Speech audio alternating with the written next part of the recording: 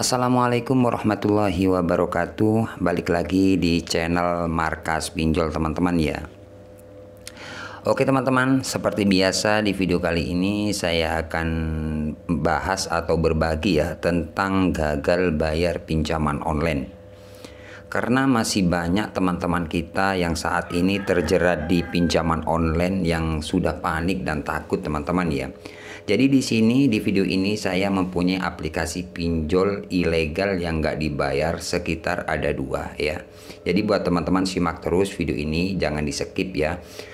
Karena banyak pertanyaan dari teman-teman, Bang, apa risiko gagal bayar di pinjaman online ilegal? Misalkan kita lama nggak bayar ya. Misalkan kita berbulan-bulan bahkan bertahun-tahun. Oke, di video ini saya akan bahas teman-teman ya.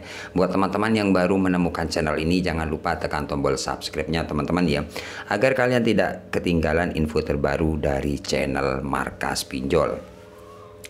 Oke, langsung saja ke pembahasannya teman-teman ya. Nah, di sini saya mempunyai aplikasi KTA Muda. Jadi untuk aplikasi KTA Muda ini pinjaman online yang ilegal teman-teman ya. Jadi misalkan teman-teman punya pinjaman online ilegal ya, yang penting tenornya itu 7 hari, itu namanya pinjaman online ilegal ya. Pokoknya tenor ya, tenor itu 7 hari, nama aplikasinya apa aja itu ilegal ya. Pokoknya tenornya 7 hari itu ilegal. Oke.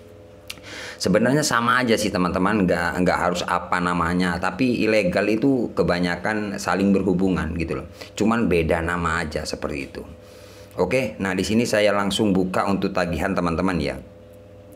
Untuk tagihan ini ada 2 pinjaman ya, soalnya ini pinjaman online beranak ya. Jadi beranak di dalamnya ini ada 2. Nah, pinjaman online ilegal yang kayak gini yang biasanya menjebak ya, menjebak teman-teman. Bahkan ada sebagian dari teman-teman yang sudah melunasi kemudian masuk lagi ya ke rekening kalian otomatis tanpa kalian mengeklik atau menyetujui ya. Misalkan teman-teman seperti ini ya, ini kalian bayar dua-duanya, biasanya itu otomatis langsung masuk lagi uang. Nah, kok sampai seperti itu? Iya, memang pinjaman online ilegal itu sistemnya menjebak kalian ya. Ya, bayangkan nggak ngejebak gimana, kalian nggak ngeklik padahal melunasi, barusan melunasin kemudian ada uang masuk ya. Nah, pinjaman rata-rata pinjaman online ilegal itu bunganya itu sekitar 70%, 50% ke atas ya. Ya, kayak pinjaman 1.800.000 yang masuk cuma 1.100.000 kurang lebih seperti itu. Ya. Ya, jadi waktu pengembalian cuma 7 hari, 5 hari kalian sudah di WA, di telepon, diancam sebar data, ya kan? Kalau kalian telat 1 hari, bunganya 1 hari itu 90.000 loh. Ada yang sampai 120.000 per hari, bayangkan. Nah, contohnya seperti ini, guys. Nah, ini teman-teman, ya. Ini yang tidak dibayar ya, itu padahal pinjamannya cuma sekitar 2 juta ya, nggak sampai 2 juta lah ya. Nah, ini sekarang sudah mencapai 4.200.000, bayangkan lah. Tenornya 7 hari cuman ya, telat 61 hari, ya kan? Ini yang masuk ke rekening itu sekitar 1 juta, sekarang sudah telat 2 bulan itu 4 juta, bayangkan. Jadi saya nggak bayar ya. Jadi buat teman-teman, kalau kalian sudah terjerat di pinjol ilegal, misalkan contohnya seperti ini, kalian lunasi, itu pasti kebanyakan otomatis akan masuk tanpa kalian mengeklik atau mengajukan. Tanpa persetujuan itu akan masuk uangnya ya. Misalkan kalian sudah lunas, ya kemudian kalian nggak ngajukan, nggak ngeklik, kemudian tiba-tiba masuk. Itulah namanya menjebak pinjol ilegal. Agar kalian apa? Diporotin ya. Diporotin sama pinjol. Kalau teman-teman takut pasti bayar, kemudian bayar lunas. Ya, tiba-tiba uang masuk lagi, kalian diporoti terus ya. Uang yang masuk 1 juta disuruh bayar 1.800.000, bayangkan ya kan. Jadi stop aja, nggak usah dibayar. Resikonya gimana, Bang, kalau kita nggak bayar? Resikonya ya tetap diancam, diteror dengan cara-cara sebar data. Contohnya seperti ini 2 juta pinjaman teman-teman ya, ini sudah mencapai 5 juta tapi nggak dibayar 2 bulan, tapi nyatanya nggak ada apa-apa. Untuk bunga tetap berjalan, biarkan. Meskipun berjalan, biarkan. Dia akan otomatis nanti kalau sudah lama sekitar 4 bulan, 5 bulan, itu akan terhapus. Nggak ada di aplikasinya. Coba teman-teman yang sudah gagal bayar di pinjol ilegal. Misalkan sudah lewat sekitar 5 bulan atau 6 bulan, kalian buka lagi aplikasinya. Itu akan terhapus. Ya.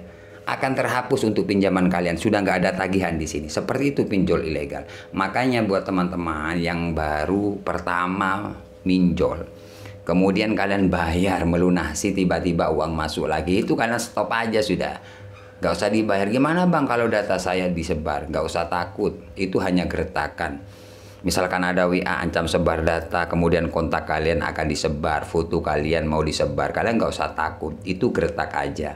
Tapi misalkan teman-teman panik, takut, itu biasanya bisa terjadi disebar ke seluruh kontak. Artinya nggak takut gimana bang? Misalkan kita coba berani, kalian balas, ada WA balas ya. Respon, iya pak masih belum ada dana, iya pak masih cari dana, seperti itu aja sih. Ya, insya Allah data kalian tidak sampai disebar ke seluruh kontak ataupun ke sosial media kalian, atau ke seluruh kontak nggak sampai. Kalaupun ada wajar, 3, 4 atau 5 orang itu wajar. Ya, tapi kalau nggak gitu teman-teman nggak berhenti kan. Ya, kemudian lunasi, masuk lagi uang. Sampai kapan? Sampai habis harta kalian. Jadi stop aja lah, nggak usah hadapi. Memang semua masalah ada risikonya. Risikonya ya cuman gitu. Kalau teman-teman ikuti cara saya, contohnya kayak di video-video saya, sering saya telepon DC pinjol ilegal. Saya marah-marahin, bahkan saya adu sesama DC. Ya, kalau kita berani kayak saya teman-teman, dari pihak penagih itu takut mau sebar data karena dia ilegal. Saya pribadi ya, saya telepon ke pihak DC-nya, bahkan saya yang ngerjain DC-nya itu takut dari pihak DC itu. Gak sampai sebar data ke seluruh kontak, kalaupun ada yang mungkin 1-2 orang wajar kan. Itu takut karena saya lebih berani dari mereka. Bahkan saya selalu aduh sesama DC. Bahkan setiap hari saya yang nelpon dia. Gimana nggak neror-neror lagi pak ya? Gimana nggak ancam sebar data? Silahkan sebar data. Saya tunggu hari ini. Tapi nyatanya sampai sekarang aman teman-teman. Bahkan ada salah satu pinjol itu di Abadi Dana, itu di YouTube saya ya, di channel saya kalian bisa cek, itu ada sekitar 42 aplikasi yang nggak dibayar sama saya, sekitar 119 juta. Itu aman sampai sekarang, tapi sekarang sudah terhapus sendiri, sudah lebih dari 5 bulan terhapus sendiri. Jadi teman-teman harus berhenti, stop. Misalkan diancam sebar data, kalian nggak usah takut. Misalkan takut, kalian ganti nomor silahkan ya. Itu saran saya, karena pinjaman online ilegal itu menjebak. Kalian bayar kemudian tiba-tiba ada uang masuk. Nah sampai kapan kalian seperti itu? Jadi stop lah teman-teman ya. Jadi nggak usah takut, intinya nggak usah takut, berani aja. Itu cuma teror. Kalau kalian semakin takut, semakin kalian diteror oleh pihak pinjol. Semakin berani aja, kayak video-video saya itu loh, DC saya telepon, saya marah-marahin. Intinya saya membuktikan kalau saya nggak takut dan panik. Kalau kalian takut, panik, biasanya itu semakin diteror gitu loh. Intinya seperti itu.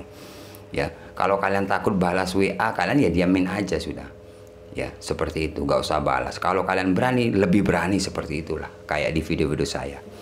Itu aja teman-teman ya, tips dari saya atau saran dari saya kalau menghadapi pinjol ilegal. Jadi buat teman-teman, misalkan kalian mengajukan pinjol, kemudian ACC, kemudian kalian lunasi, kemudian tanpa kalian ngeklik, tanpa kalian ngajukan, tiba-tiba uang masuk, kalian stop aja. Kalau nggak stop, kalian habis harta kalian ya, karena pinjol ilegal menjebak sistemnya ya.